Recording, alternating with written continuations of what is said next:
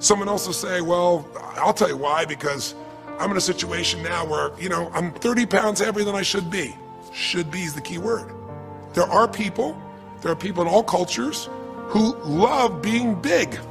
There are people that will walk around and someone else might think they're massively overweight, but they're going, I own this, honey. And they really, truly, they match their blueprint. Big is beautiful, because their idea is big is beautiful. I'm big, that's beautiful, matches my blueprint. Rock and roll, I'm happy as can be. Somebody else can look like a twig and be stressed out saying, I hate my body.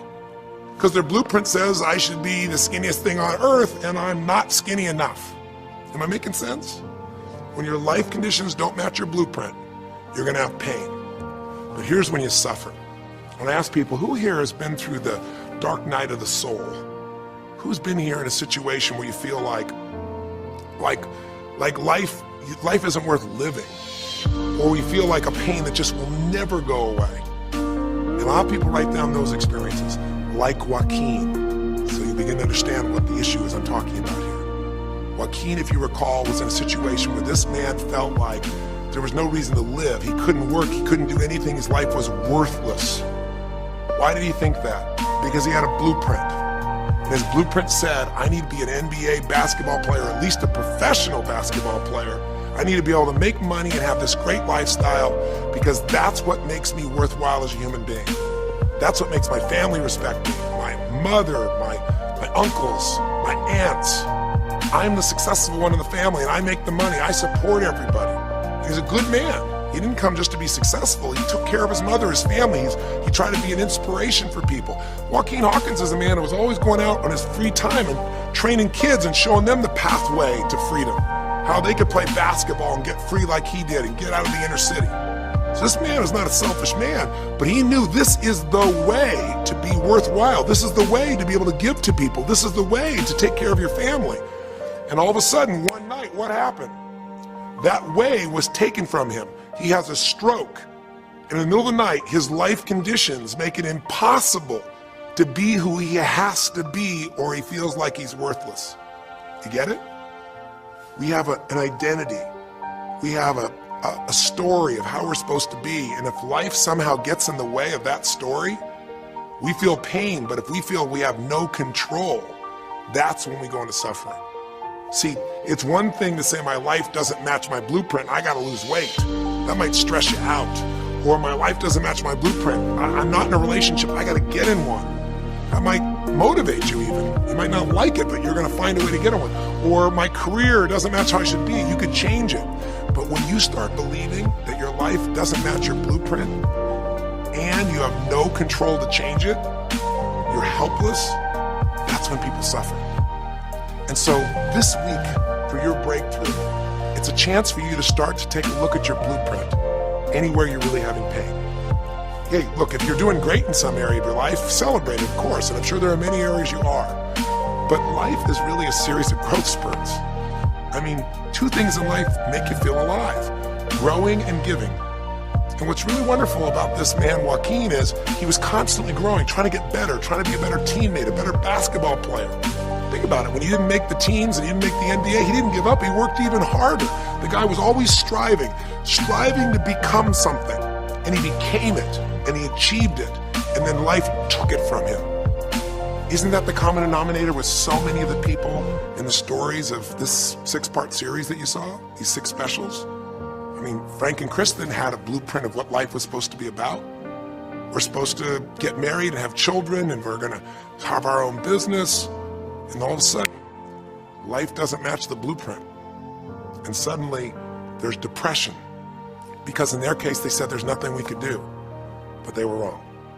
They were wrong because they discovered, and Frank discovered, I can make a difference to my wife. The chair, even though I didn't create this and didn't ask for it, this chair does not define me. I can become more than I was before. I can have the impact with my wife. I can have children.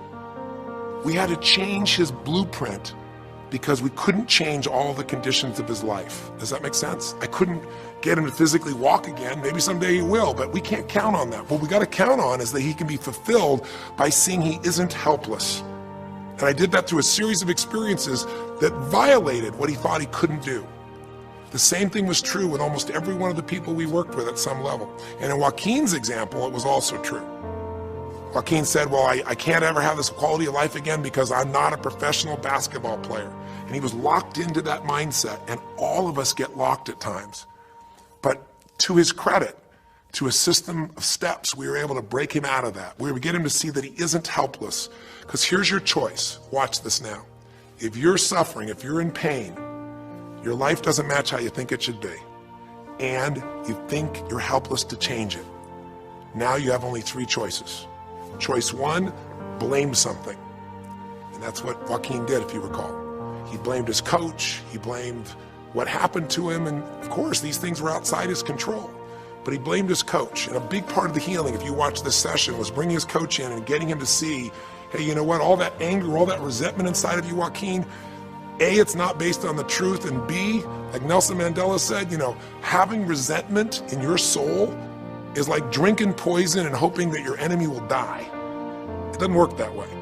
And when Joaquin was able to break out, his breakthrough was a change in perception, to realize this coach wasn't stopping me.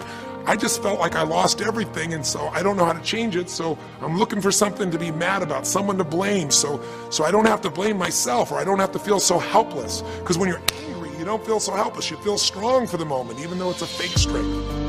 When he was able to make that breakthrough, he could stop blaming, because these are your 3 choices. When life doesn't match how you think it should be, blame something. An event, someone else, or yourself.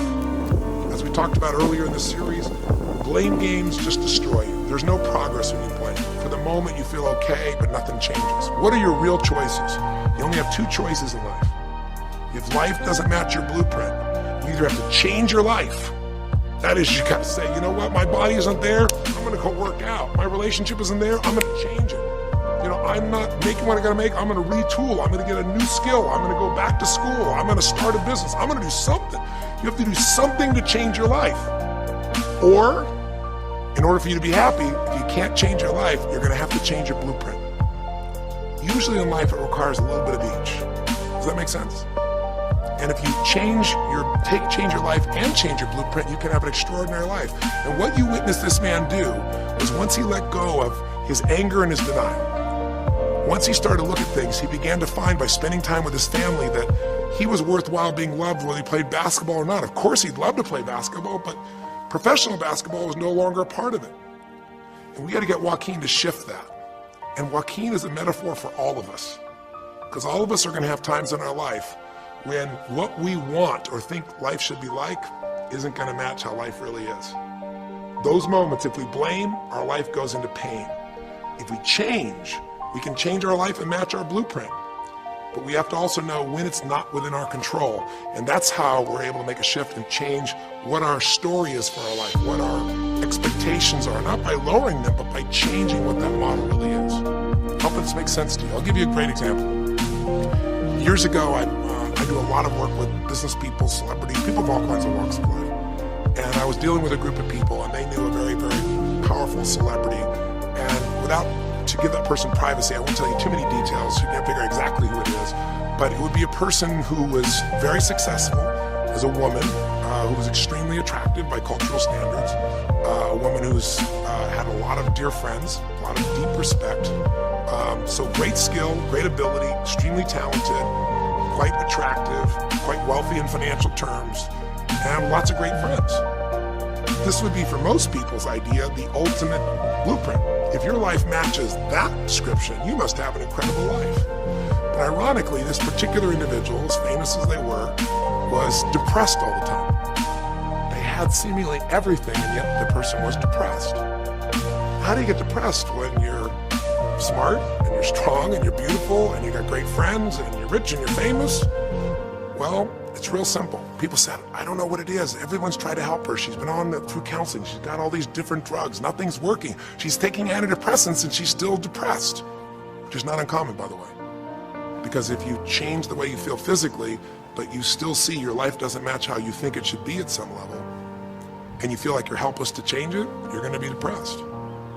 So I said, bring her to me. I said, I can help her. I know that sounds like hyperbole, but I absolutely can help her. Well, how do you know that, Tony? Because I already know what the problem is.